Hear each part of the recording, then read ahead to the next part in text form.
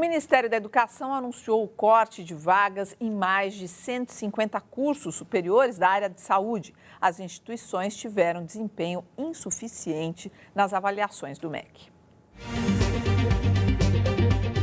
2.794 vagas foram cortadas nos cursos de biomedicina, fisioterapia e nutrição. As instituições foram mal avaliadas no conceito preliminar de curso, calculado com base em notas do Exame Nacional de Desempenho de Estudantes e outros fatores como infraestrutura e corpo docente. O MEC informou que 50 mil vagas deverão ser suspensas até o final do ano.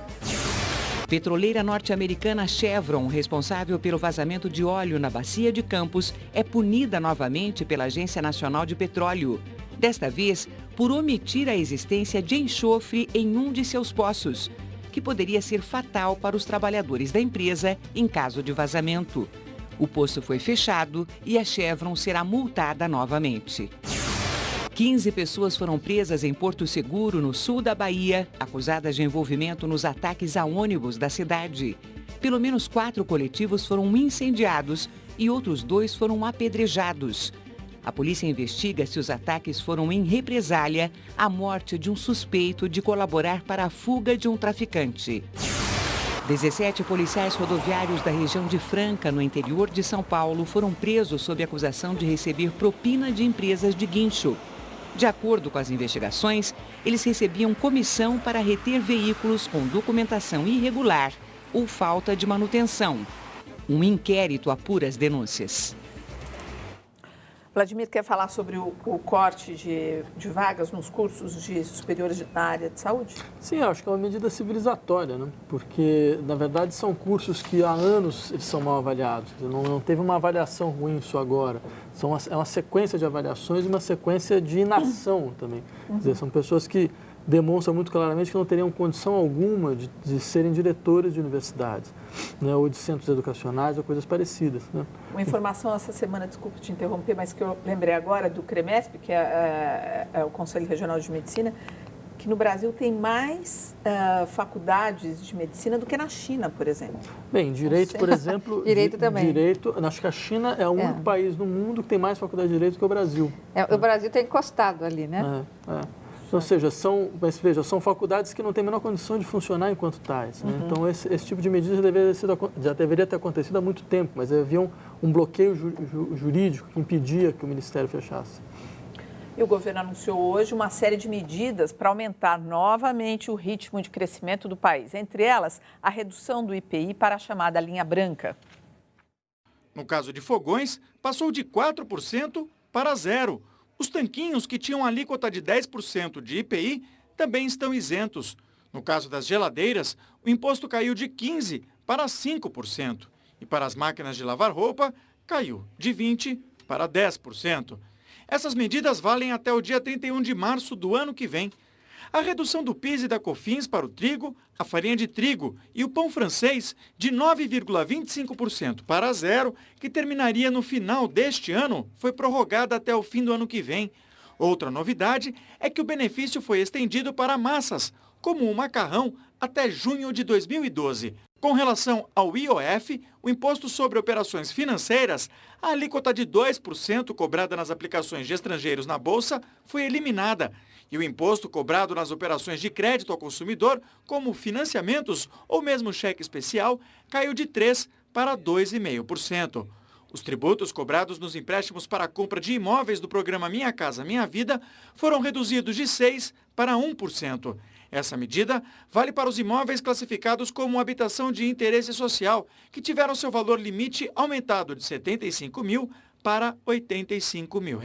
A inflação está sob controle no Brasil e nós podemos dar uma acelerada na economia de modo a termos um crescimento um pouco maior do que esse ano. Porque se você parar de consumir, né, aí o mercado brasileiro vai diminuir, as empresas vão investir menos, vão contratar menos trabalhadores. A medida, na realidade, ela é boa, mas é boa não só para o Brasil, como para o mundo, que vai ter aqui um mercado incentivando a compra de produtos, principalmente os da linha branca. Maristela. É o alinhamento sutil, né? Mas é o alinhamento do Brasil com a crise internacional e a mão que o Brasil estende, dizendo, olha, nós vamos diminuir os impostos para que vocês possam exportar para nós. Ou seja, a gente é uma boa porta de entrada, nós somos bons importadores. É uma mão ótima que o Brasil dá nesse momento de crise internacional severa. Quer dizer, é importante para o Brasil isso?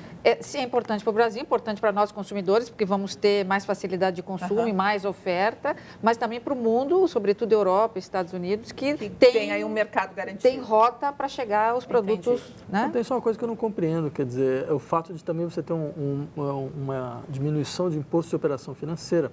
Porque se a questão é que o aquecimento da economia não faz nenhum sentido, a princípio, que você tenha uma diminuição de imposto em cima de investimentos na Bolsa de Valores. Eu não consigo. Mas que o IOF é para fazer o dinheiro, sobre... é para fazer o dinheiro chegar, sobretudo em moeda estrangeira, para a gente poder botar no mercado.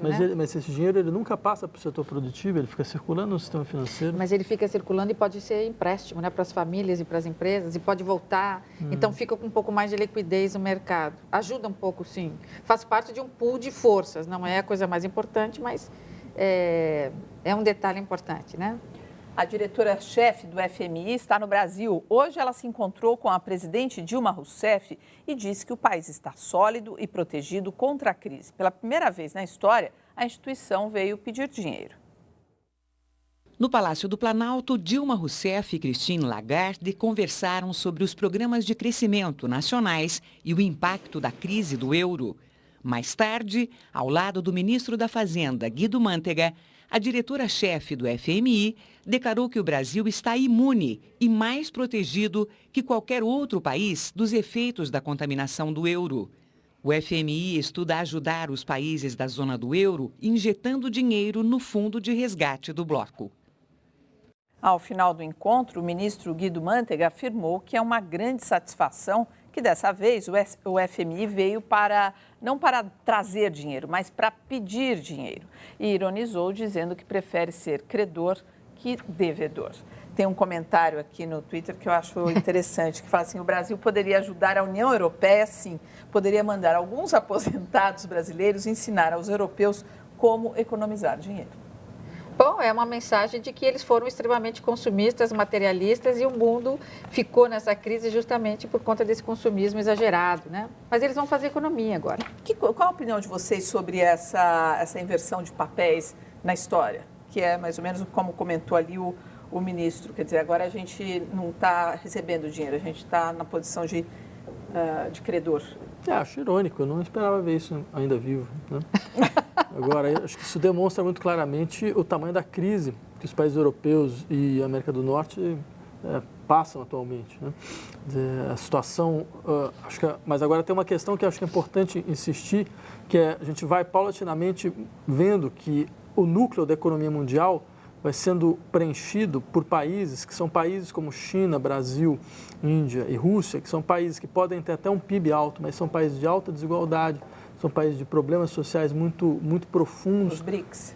Que é diferente, por exemplo, dos países europeus, que você tinha ainda uma certa estrutura média de seguridade social. Então, são países que vão para frente do processo de desenvolvimento econômico, mas com um déficit social muito forte. Quer dizer, então, há uma série de problemas que vão aparecer no interior desse processo. O pessoal está bravo. Essa é a terceira fase, né? Esse déficit vai ser resolvido mais para frente, na terceira fase de busca desse equilíbrio. Mas o que é muito interessante a gente observar, eu já vejo de forma um pouco mais otimista que o Vladimir, talvez é meu fulcro no direito internacional, né? Que os internacionalistas são sempre otimistas relativamente a qualquer movimentação de cooperação entre os Estados. A gente viu tudo numa mesma semana e parecem atos isolados, mas são todos atos absolutamente orquestrados no Brasil, em consonância com a União Europeia e Estados Unidos, ou seja, em ajuda a esses países que estão passando por essa crise econômica que vem desde 2008 para cá, mas se agravou agora. Nós vimos a baixa da taxa de juros. Isso foi algo que os bancos centrais do mundo, sobretudo dos emergentes, concordaram com o Banco Central Europeu e o Banco Central Americano. Nós vimos a diminuição das taxas taxas de importação. E agora a vinda dela pedir dinheiro. Tudo isso na mesma semana, nos mesmos dias, né? Agora, tem gente aqui que pensa diferente. Diz assim, que pedir dinheiro para um país cheio de problemas sociais como o Brasil é muito a cara de pau. Isso demonstra o tamanho da cara de pau dos europeus. Na verdade, eles esperam que a gente compre títulos da dívida pública dos países europeus, né? Quer dizer, são essas dívidas que são cada vez mais impagáveis. Espero que a gente compre. É que a gente não vive mais sozinho, né? Se ficar tão grave lá, nós vamos sentir essa crise muito mais aqui. E se houver um equilíbrio, né? Eles ficarem com uma crise, mas não tão grave, aqui também a situação fica mais calma. Ganhamos todos. Vamos agora com a Marta, lá na redação. Marta, como é que estão aí as questões dos nossos internautas com relação às notícias da Previdência? Tem bastante coisa aqui, Paula, inclusive com o fator previdenciário. A Yolanda Piovesana, ela tem 55 anos e tem 33 anos de trabalho na área de enfermagem. E ela pergunta se ela tem direito, se já pode se aposentar agora, se vale a pena esperar mais e se ela tem direito à aposentadoria especial. Bom, primeiro ponto é saber se ela é servidora pública ou se o regime dela é seletista, ou seja, a contribuição que é retirada dela todo mês vai para o INSS ou vai para um regime próprio de servidores. Se ela for servidora pública, provavelmente o ano que vem a gente vai estar aqui dando essa matéria, porque está saindo do forno um projeto que regulamenta, depois de 24 anos, a aposentadoria especial do servidor público. A Constituição de 88 já garantia esse direito, só que o legislador até hoje não conseguiu promulgar a lei, né, fazer com que a lei fosse vetada ou promulgada pelo presidente da República. Mas agora vai, parece que a Dilma agora está negociando lá com os servidores. Existe também uma pressão do judiciário que saia esse projeto, porque existem demandas, milhões de processos tramitando na justiça com relação à aposentadoria especial do servidor. Mas vamos partir do pressuposto, então, que a nossa telespectadora não seja servidora, então ela ainda não teria a regulamentação, mas teria o direito, porque se ela fosse buscar na justiça, ela conseguiria aplicar a mesma lei do regime geral que prevê para quem trabalha, todos aqueles que trabalham na área da saúde, sejam enfermeiros, médicos, auxiliares de laboratório, enfim, essas pessoas têm sim direito à aposentadoria antecipada com 25 anos de contribuição. O problema é que não pode mais, depois que se aposentar por especial, voltar a trabalhar na mesma atividade. E com relação à Yolanda, ela já está perdendo dinheiro, Poli, porque só nessa mudança de tabela do IBGE, ela já perdeu 0,5% no valor do benefício. Então, ela pode buscar o benefício e continuar trabalhando. Não existe impedimento se o benefício for aposentadoria comum. Se ela tem todo o tempo como especial, aí sim é aposentadoria especial, não pode voltar a trabalhar na mesma atividade e aí é 100% o valor do benefício. Obrigada, Marta, pela sua participação hoje aqui no Jornal da Cultura. Até quinta que vem. E veja a seguir, polícia desmonta esquema milionário do traficante Fernandinho Beiramar.